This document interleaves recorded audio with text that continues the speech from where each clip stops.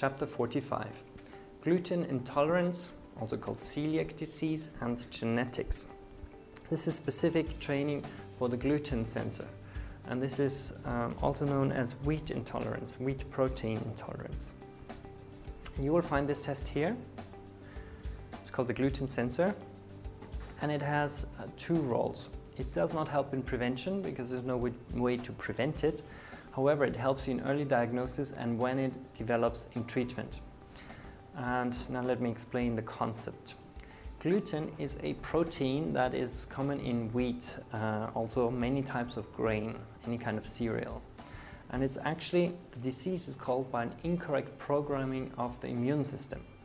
The immune system thinks gluten is a bacterial infection and it tries to fight it. So if you eat it, the intestine thinks, oh, we're being attacked, and then it starts with inflammation fighting against it. That causes digestive problems. It can also cause lactose intolerance because the intestine might be damaged so much that it cannot digest lactose, milk protein anymore. It can increase your risk ninefold of developing ear, nose or throat tumors, cancers, or 80 times higher risk of lymphatic tumor risk. And on average it takes a person 11 years to get the right diagnosis. So 11 years from the first problems, first digestive problems, and they are usually persistent, all the way until you get the right diagnosis.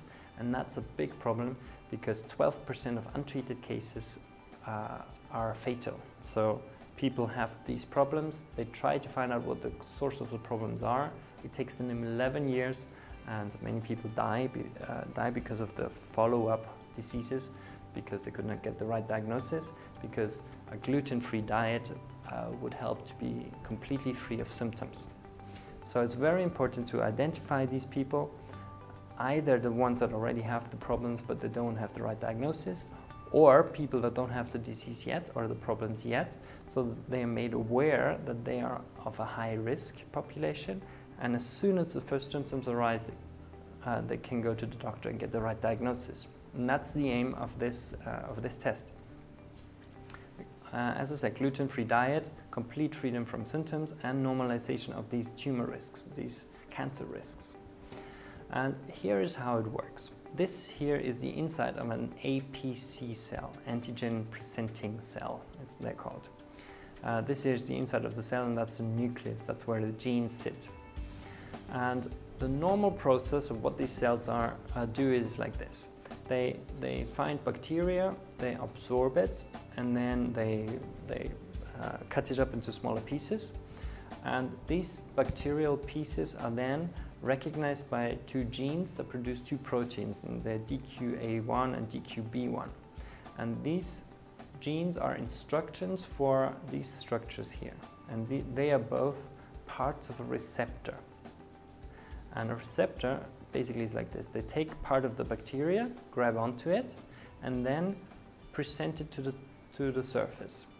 So part of the bacteria that the cell has recognized is now, the bacteria has been neutralized, and it is now presented to the rest of the body.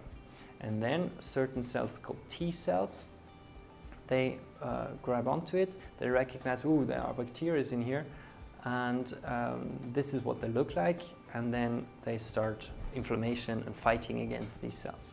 So this is how our immune system works. We recognize there's a pathogen, an invader, we piece it up into pieces, and then we show the rest of the immune system there is an invasion, and this is what you should look for, this is what they look like. That's the normal process. Now gluten, wheat protein, is when it would be absorbed and the protein is broken up into smaller pieces. It usually does not fit into this receptor, so it would not present to the surface, and it would not cause an immune response. So the T cells don't recognize anything and they say everything is okay.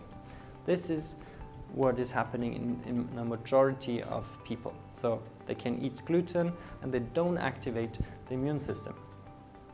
However, there are genetic variations that produce modified versions of these genes. So the receptor is built in a slightly different way, and this is what happens.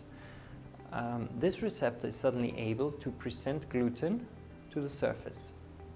And now, just as if this was a bacteria, the T cells are activated and they then cause alarm. And this means that suddenly the wheat protein, which is completely harmless for us, is recognized as a bacteria, and whenever wheat protein is eaten, the immune system knows about it and starts fighting it. It inflames the intestine and causes all of these problems. So what can we find out from a genetic analysis in this case? If it's negative, it means you don't have the receptors able to present the gluten protein. That's why the probability of gluten intolerance or celiac disease is very close to 0%. 99% of all cases, or even more, have these specific receptors that are able to present gluten. However, that does not necessarily mean you will definitely be gluten intolerant. The risk is somewhere up to 40% of developing the disease. So this is what we call a very strong negative predictive value. So if it's negative, you usually don't have to worry about gluten intolerance. If you have digestive problems, it's very, very likely a different reason. If it's positive, it means it's not sure that you're going to get this disease. However, look out for it, because usually it takes people 11 years to get the right diagnosis. And you now know about it. First symptoms, you can talk to your doctor, and then you can get the right treatment by avoiding a gluten-containing diet. And then you get complete freedom from symptoms.